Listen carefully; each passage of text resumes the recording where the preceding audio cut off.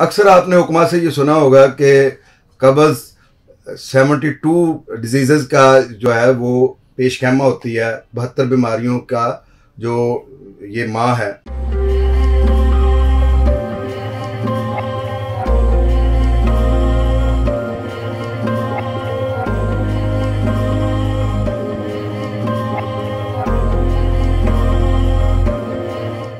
औज़ुबिल्लाहिमिनश्शैतानिर्रजीम बिस्मिल्लाहिर्रहमानिर्रहीम। अस्सलामु अलैकुम ख़वातीन हज़रात, मैं हूं आपका होम्योपैथिक डॉक्टर रिजवान साकिब और आपसे मुखातब हूं शमा होम्यो क्लिनिक लाहौर पाकिस्तान से। आइए आज बात करते हैं कॉन्स्टिपेशन पे। कब्ज़ क्या चीज़ है और इसका होम्योपैथिक के में अंदर क्या ट्रीटमेंट है। कब्ज़ जिसके बारे में अक्सर आपने सुना होगा कि इसको उम्मुल अमराज़ कहा जाता है कि ये तमाम बीमारियों की माँ है। असल में इसको माँ बनाने में भी बहुत सारी बीमारियां हैं जो पूरा किरदार अदा करती हैं। इसकी परवरिश करने में दीगर बहुत सारी बीमारियां हैं, हमारा लाइफस्टाइल है वो इसको जो है इन्हांस करता है और बिल आखिर वो कब्ज़ का आर्जा शुरू हो जाता है। अक्सर आपने हुक्मा से ये सुना होगा कि कब्ज़ 72 डिजीज़ का जो है वो पेशखैमा होती है, 72 बीमारियों का जो ये माँ है। तो ये चीज़ भी एक अपनी जगह पे है, लेकिन कन्फ्यूजन कहाँ होती है? कन्फ्यूजन ये होती है कि अक्सर लोग ये समझते हैं कि सिर्फ हार्ड स्टूल का आना ही कॉन्स्टिपेशन है। ये कंसेप्ट जो है इसको ज़रा थोड़ा सा हटकर भी सोचें। बिल्कुल पतला पखाना भी आए लेकिन वो रुकावट के साथ आए, या बार बार आ रहा है, थोड़ा थोड़ा आ रहा है, पूरे तरीके से आप फारग नहीं हो रहे हैं, तो ये भी कॉन्स्टिपेशन ही है। तो कॉन्स्टिपेशन का होम्योपैथी में बड़ा अच्छा इलाज मौजूद है।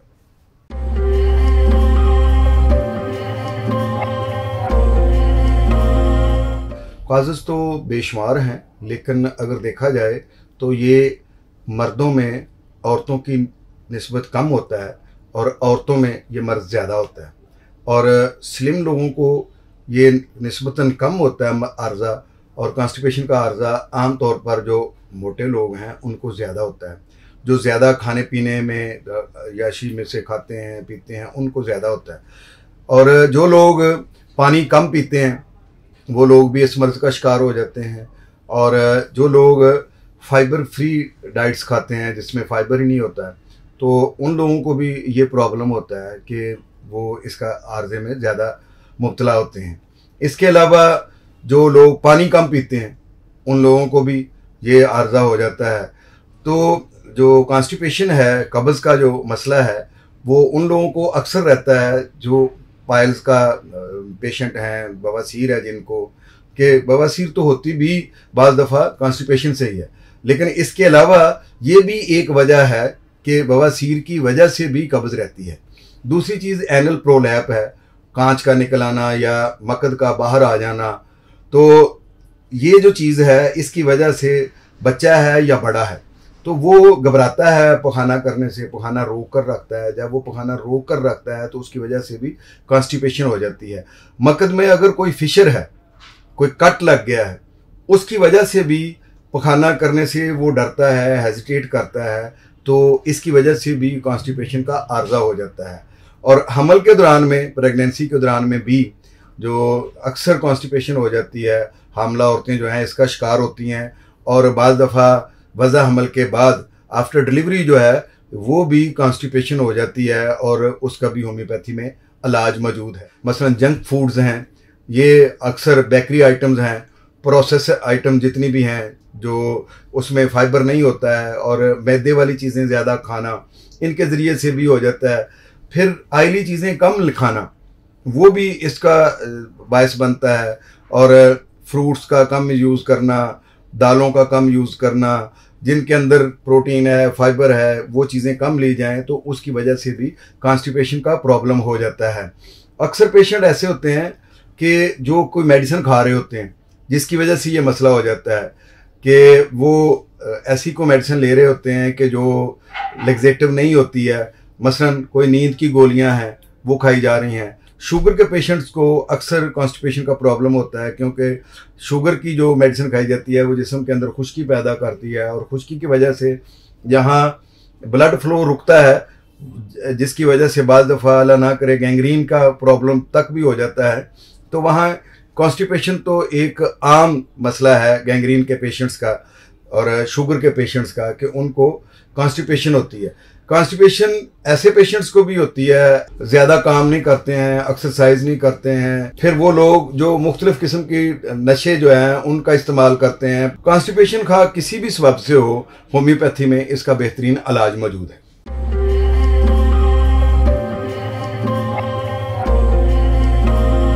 अलामात क्या होती हैं, सिम्टम्स क्या होते हैं, इसमें यह है कि वाशरूम में जाकर ज़्यादा देर तक बैठना पड़ता है, और फिर यह है कि बाज़ दफ़ा बहुत हार्ड स्टूल आता है, और पखाना करने से पहले मकद में खारिश का होना, और पेट के निचले हिस्से में दर्द का रहना, और सर का भारी रहना, चक्कर आना, और बीपी का हाई हो जाना।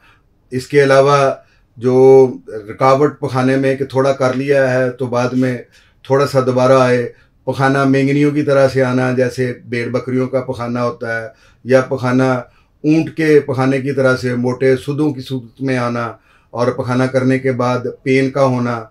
ये वो सारी अलामात हैं जो अक्सर जो है वो हमें देखने में मिलती हैं। और बाज़ दफ़ा ये भी होता है कि अनसेटिस्फैक्ट्री स्टूल खारिज होता है, कि थोड़ा पखाना करके आ गए हैं, थोड़ी देर के बाद दोबारा पखाना आ गया, तो ये भी कॉन्स्टिपेशन की ही एक किस्म है।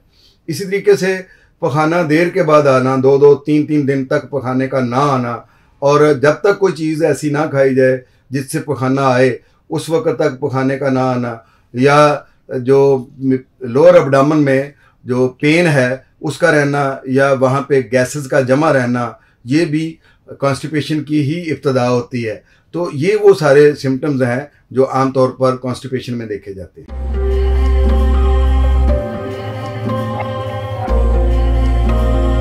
कॉन्स्टिपेशन या कब्ज़ का डायग्नोज क्या है, तशखीस क्या है, इस पे अगर हम बात करें तो इसका कोई ऐसा कोई लेबॉर्ट्री में कोई बहुत बड़ा कोई टेस्ट करवाने की ज़रूरत नहीं होती है।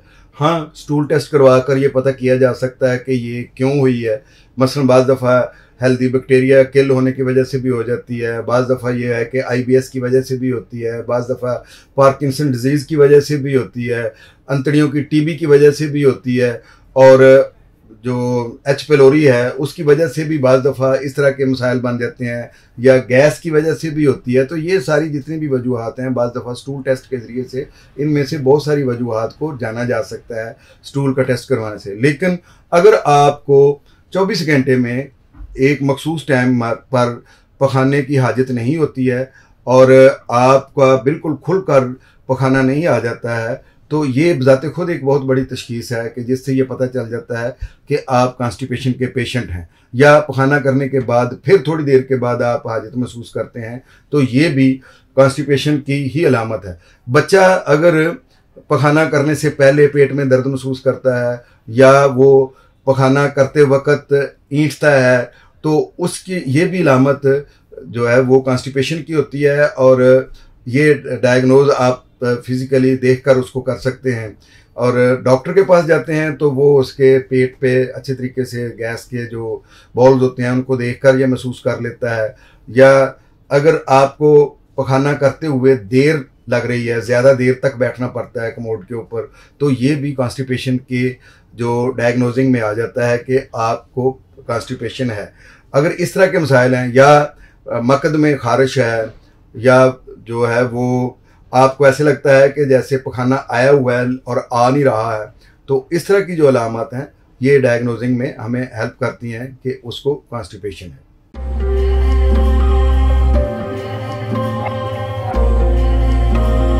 तो होम्योपैथी में कॉन्स्टिपेशन का बेहतरीन इलाज मौजूद है, लेकिन बात फिर वही आती है कि जब तक हम अकॉर्डिंग टू सिम्टम्स मेडिसिन नहीं देंगे तो उस वक्त तक इसका इलाज मुमकिन नहीं है। मसलन बहुत सारे लोग तो ऐसे हैं जिनकी कॉन्स्टिपेशन सिर्फ नक्सोमीका से ठीक हो जाती है। रात को सोते वक्त 200 में या 30 पोटेंसी में अगर रोज़ाना एक डोज ली जाए, तो ऐसे पेशेंट जो ज़्यादा जो ब्लड प्रेशर के पेशेंट हैं, या जिनकी आंखें सुर्ख रहती हैं, और जिनको गुस्सा ज़्यादा आता है, हाइपरटेंशन है, ऐसे पेशेंट को नक्सोमीका दी जाए। और जो ज़्यादा खाने पीने के रसिया हैं उनके लिए, या शराब नोशी के जो रसिया हैं उनको अगर नक्सोमीका रात को सोते वक्त दी जाए रोज़ाना, तो ये कॉन्स्टिपेशन इससे दूर हो जाती है। और ऐसे पेशेंट जो पाँव में जो गर्मी महसूस करते हैं, तलवों में गर्मी महसूस होती है, नहाने को दिल नहीं चाहता है, कई दिन नहीं नहाते हैं, सर्दियां हैं या गर्मियां हैं, उनको कोई ऐसा नहीं है, जब भी वो नहाने के लिए उसको कहा जाए तो उनको डर लगता है नहाने से। बच्चा भी नहाने से पहले रोता है, चीखता है, चिल्लाता है, पानी डालें तो वो शोर मचाना शुरू कर देता है। तो ऐसे पेशेंट के लिए जो है ना सल्फर बहुत अच्छी मेडिसिन है। ख़ासतौर पर मकद में खारिश हो रही हो और मकद में गर्मी महसूस हो रही है और जिस्म पर कहीं भी खारिश भी हो रही है और साथ कॉन्स्टिपेशन भी है, तो सल्फर बहुत अच्छा काम करती है।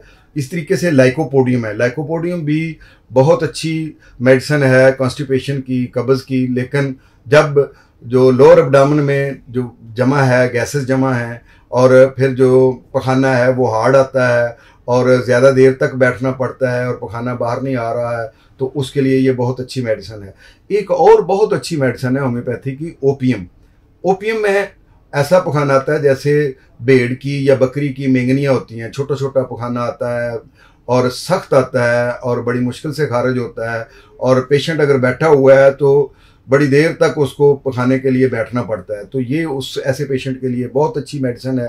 ख़ास तौर पर बूढ़ों और बच्चों जिनके मसल्स नरम होते हैं, कमज़ोर होते हैं, उनमें अगर पखाने को उंगली डालकर बाहर निकालना पड़े तो इस तरह के पेशेंट के लिए ओपियम मेडिसिन बहुत अच्छी मेडिसिन है, बड़ी मुफीद मेडिसिन है। ये एक होम्योपैथी की तरफ से एक बेहतरीन तोहफा है उनके लिए कि अगर आप उसको 30 पोटेंसी में, अगर क्रानिक केस है तो 2 पोटेंसी में दें, 200 पोटेंसी में, तो ये बेहतरीन जो है उसको कवर कर जाती है।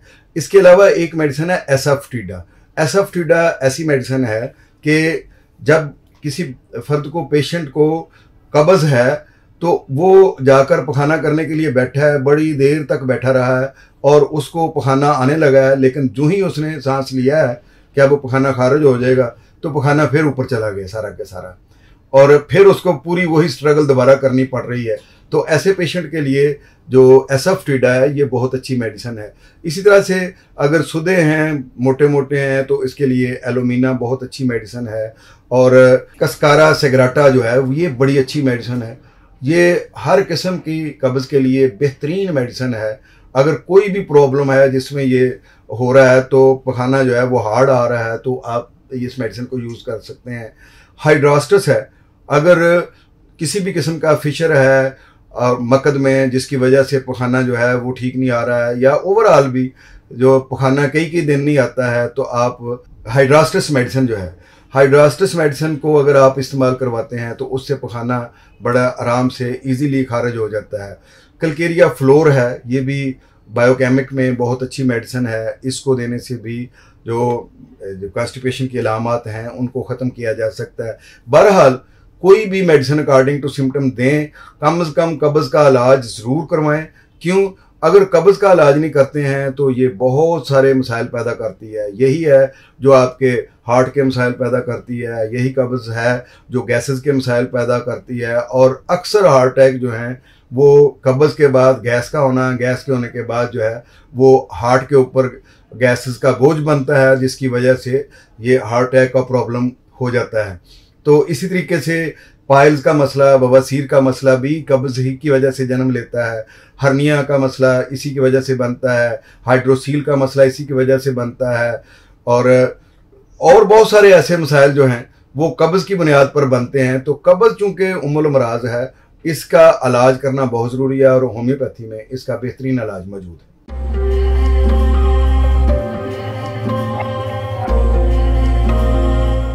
कॉन्स्टिपेशन या कब्ज़ की होम रेमेडीज़ क्या हैं, घरेलू टोटके या घरेलू इलाज के ज़रिए से हम कब्ज़ को कैसे दूर कर सकते हैं, इस पर बात करते हैं।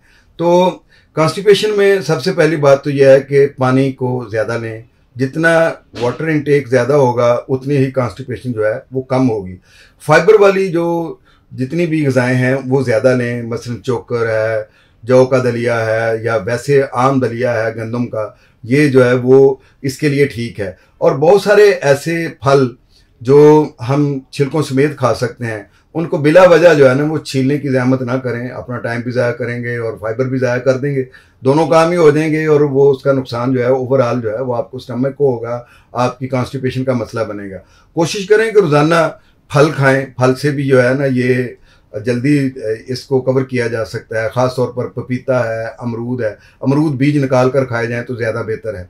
और इसी तरीके से होम रेमडीज़ पर अगर हम आते हैं तो छिलका इसबगोल जो है, आमतौर पर लोग जो हैं छिलका इसबगोल को पानी में घोल कर पीते हैं या रात को सोते वक्त दूध में घोल कर पीते हैं। और ये दोनों चीज़ें तजर्बे में ये आया है और तहकीक में ये आया है कि ये दोनों चीज़ें ठीक नहीं है कॉन्स्टिपेशन को ख़त्म करने के लिए। कॉन्स्टिपेशन को ख़त्म करने के लिए हम छिलके को कैसे इस्तेमाल करें, आइए ये एक आपको ज़बरदस्त किस्म की चीज़ मैं होम रेमडीज़ में बताता हूँ कि छिलके को आपने 3 चम्मच छिलका इसबगोल लेना है और 3 चम्मच जो है ना ऑलिव ऑयल डालना है उसमें, उसको अच्छे तरीके से मिक्स कर लेना है। जब वो मिक्स हो गया, वो गोली की तरह से बन जाएगा एक जो है, वो इस तरीके से उसको 1 चम्मच या 2 चम्मच जितने आप आसानी से एक टाइम में निगल सकते हैं उसमें मुंह में रखें और ऊपर से पानी पी लें रात सोते वक्त।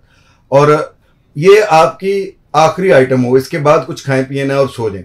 सुबह वो सारा जितनी भी आलाइशें हैं उनके समेत पखाना बिल्कुल खुलकर आएगा और 3-4 दिनों के बाद अल्लाह के फजल से आपकी कॉन्स्टिपेशन ख़त्म हो जाएगी।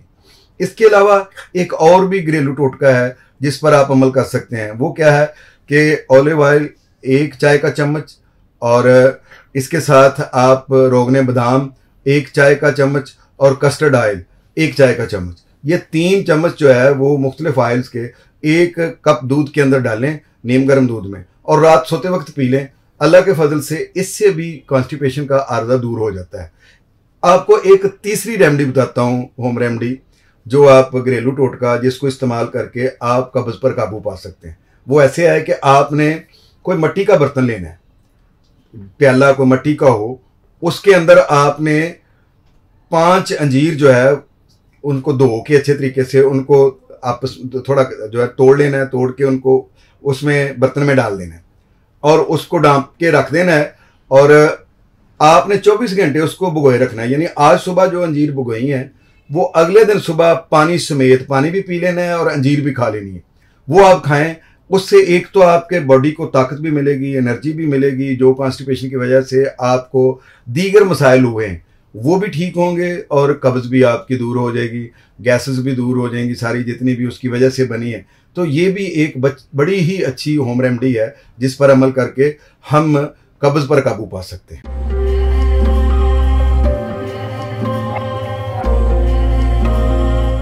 हिफाजती तदाबीर या कॉन्स्टिपेशन की प्रिकॉशंस क्या हैं जिन पर हमें अमल करना चाहिए, इसमें यह है कि खाने के बाद, ख़ासतौर पर रात के खाने के बाद आप वॉक ज़रूर करें।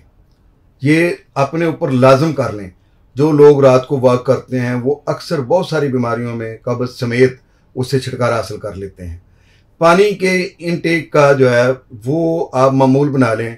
आप ऑफिस में बैठे हैं, घर में हैं, तो पानी की बोतल पास रखें कि अब मैंने बार बार पानी पीना है। जब भी प्यास लगी है तो आपने पानी लाजमी पी लेना है। पास पड़ा हुआ हो तो बंदा आराम से पी लेता है। तो इसके लिए आप अपना मामूल बनाएं। दूसरी चीज़ यह है कि आप फाइबर वाली हमारी खुराक है उसको ज़्यादा इस्तेमाल करें। इसके साथ साथ आप ऐसे करें कि बीज निकाल कर अमरूद जो है उनको यूज़ करें और पानी के इस्तेमाल के अलावा स्मोकिंग बिल्कुल ना करें, कोई ड्रिंक ना करें, कोई नशा ना लें, कोई नींद की गोलियां ना लें। ये चीज़ें जो हैं वो कॉन्स्टिपेशन का बायस बनती हैं। हेल्दी फूड्स खाएं, ये जो प्रोसेस फूड हैं इनसे परहेज़ करें और इसके अलावा ये जो बेकरी आइटम्स हैं, जंक फूड हैं, इनसे परहेज़ करें और मुरगन ग़िज़ाएं, तली हुई चीज़ें ये ना खाएं। अगर ये खाएंगे तो इससे जो है वो कॉन्स्टिपेशन का आर्जा हो जाता है। जितनी भी ये जो प्रिकॉशंस हैं उनमें सिर्फ यही है कि अगर आप अपने लाइफस्टाइल को थोड़ा सा चेंज कर लेंगे और सिर्फ आप ये जो जितनी भी जंक फूड हैं या जो बाज़ारी ऐसी आइटम्स हैं जो प्रोसेस हुई होती हैं, जो मैदे से बनी होती हैं, उनको अगर छोड़कर आप घर के खाने पे आ जाएंगे तो आप बहुत हद तक जो है ना वो इस पे काबू पा सकेंगे। बहुत शुक्रिया। अल्लाह हाफिज़। अस्सलामु अलैकुम।